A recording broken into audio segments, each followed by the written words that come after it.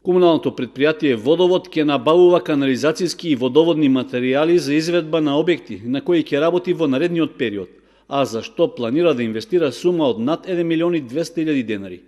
Станува збор за набавка на префабрикувани армирано-бетонски елементи за шахти, како и за материјали за изградба на фекална и атмосферска канализација, што ќе се реализира во наредниот едногодишен период. Веќе е објавен јавниот повик за пријавување на заинтересираните фирми од кои ќе се избира најповолната понуда.